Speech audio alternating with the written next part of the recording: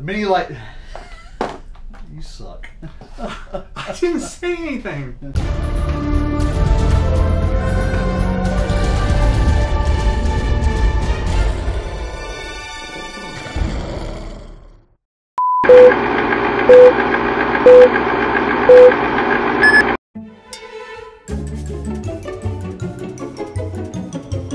This is a tutorial about installing lighting for your haunted attraction.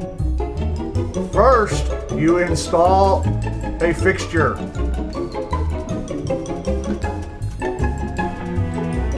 Then grab your bulb. Now install your light by inserting the bulb and turning it clockwise. And there you go. You have haunt lighting. So this is the real lighting tutorial. You guys wanted a lighting tutorial and I was like, really? How do I show you how to light stuff? So what we're going to do instead of that is we're going to show you the different lighting techniques. And by the way, we are going for a cheaper version of lighting. I know there's a lot of haunts out there that have the high-end lights. We're not going to do that right now. We're going to do the budget haunt, if you would say, or a home haunt, which is what most of you who actually watch the video are. He's right. Yeah, well, we talked about doing we can do this great lighting tutorial. We'll go into the room and we'll show them kind of like how we lit it and why we lit it this way.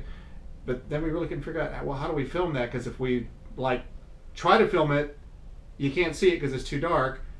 If we try to light the room with lights, that kind of ruins the effect of having lit the room otherwise. So we thought at this point, until we can figure out a really good way to do that, we could just talk about the different types of lights that we've used here in the haunt house and how we've used them, why we've used them, what works better for this and what works better for that. So hopefully there'll be a little bit of, some of this you'll go, oh, I knew that, but hopefully we'll show you something that you didn't know.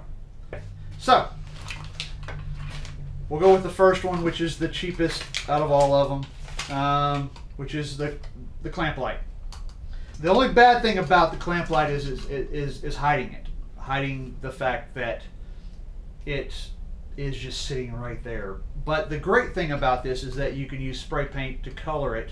That way you can get any color you want with the clamp light. As I said, the con of it is that you cannot hide it. It is hard to hide. Yeah, if you're going through the scene, and you turn back and look and there's this big light shining in your face, or if you're walking into a scene, if you don't have it set right, you see it right there lighting everything.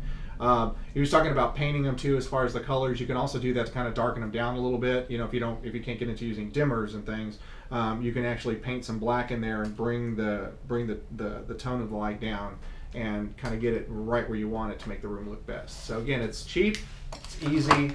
So the next step that we have is these mini clip lamps that you can get, I think, at Home Depot. The only thing I don't like about these is that they get very, very, very hot. The pros on this is that, as I said, you can buy gels and put a gel on there and light up. It's not as bulky as the clamp lights. Well, Bart, I'm kind of curious. What would be kind of the pro and con between, what would make you decide to use this light as opposed to this, or this one as opposed to this? Well, if I would need a light that I can more easily hide in having the big bulky lights like this, I would choose this one over this one. However, with this one, it's a lot cooler. I wouldn't have to go out and buy gels. I could just have, you already have an abundance of spray paint if you have a haunt, so you could easily color whatever color you wanted. These bulbs last longer than these. These actually go out. You probably have to replace these halfway through the season. This one might last you 3. And one of the lights that's become a little bit more popular in the last few years is the little LED spots. I know that you guys have probably heard a lot about those. Really one of the best, hey, I dropped something. One of the best things actually about these lights is the fact that over these are obviously much easier to hide. I mean, just the size, you can put them up in a corner, very, very easy to hide. If you set it just right, you can even get it to where people won't see the little dot of light as they're going through the haunt. You can also set a little bit of the width as far as if you want a really wide light or a more pointed spot. The only thing that I don't really like about these, and really in some cases these lights as well too, is that these lights are really good if you want to highlight certain areas of a room as opposed to giving like an overall ambient light or something that's more natural. This tends to be more of a highlight, and if you use colors, to me sometimes it can, depending on the set you're using it in, it can actually look a little cartoonish. But then depending on what you're going for, like if you were using it in a clown area maybe where things can look a little cartoonish, that would be good. But these became really popular. They're kind of expensive, but there's some excellent videos out there on YouTube of all places to where you can make these for a lot less than what you can buy them for. I don't know if they're still as popular as they were a couple of years ago. I haven't really talked to anybody to see if they're still using them a lot, but they did become really popular for a while. And the next one is one of my favorites. It's the one we started using a couple years ago here at the haunt. You probably can't see it. We actually have one going right above. I like natural lighting. I like to have my haunt to have realism, so I like to have lamps set some places, have this coming from above. This will light your whole room. And the great thing about these is they're LEDs. They're LED bulbs, and they're plastic. And they actually look like a real bulb. And as I said, the great thing is that these are pretty bright too. So as you can take some brown and make it look like it's a little burnt, which will tone it down enough for your room to not to have some shadows. Or, there's another thing that I have, which is for Mini Spotlight. By the way, that's where the bulbs come from, is Mini Spotlight. Is I have a multi-mode LED controller, which you can either get an eradicated power, flicker, or a strobe. I normally do not like strobes. The flicker is a more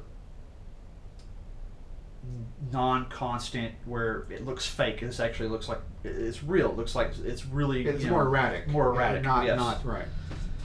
So these, as I said, you can get these will fit in regular sockets. I mean, that's the great thing. And of course, the other great thing about the LEDs is everything's ran from speaker wire. Well, other than just adding that is one of my favorite lights too. When we first saw that these were being made, that was actually when I think the transition in the haunt house actually started happening.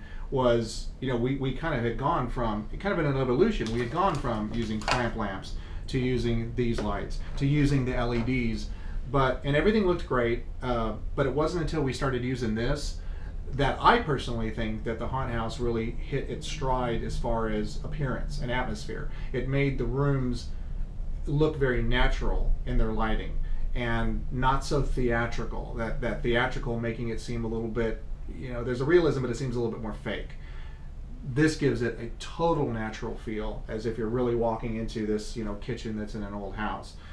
One more lighting that we have to show you is a sound activated light. The great thing about sound activated lights is that you don't get, as I said, they have a strobe on there, but you never want to use that. No. You want to use sound because that'll actually give you the most eradicated flicker, because it's controlled by the sound, which means it's never going to be the same until the sound track loops. So, and also too, I like to use it for when the soundtrack stops, the lights go out for a second and then pop back on. That's the reason why I really like sound activated lights.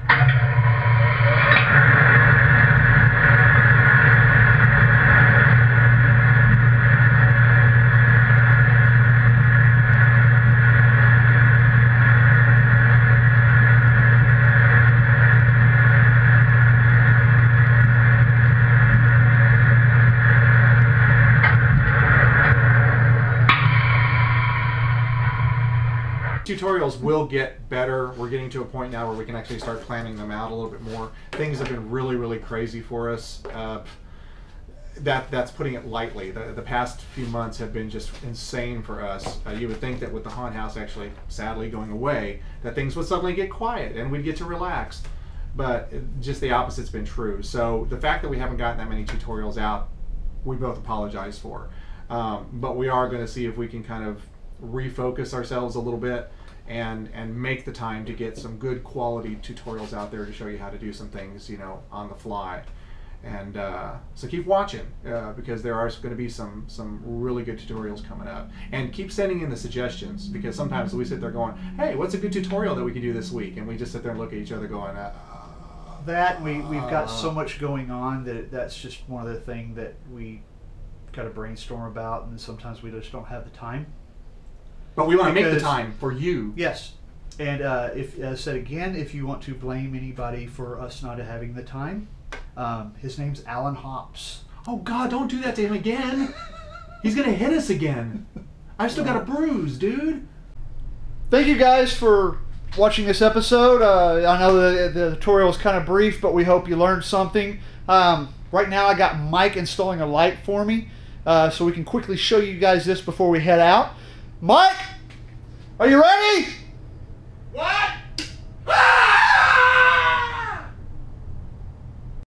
Subscribe, baby, and thank you very much.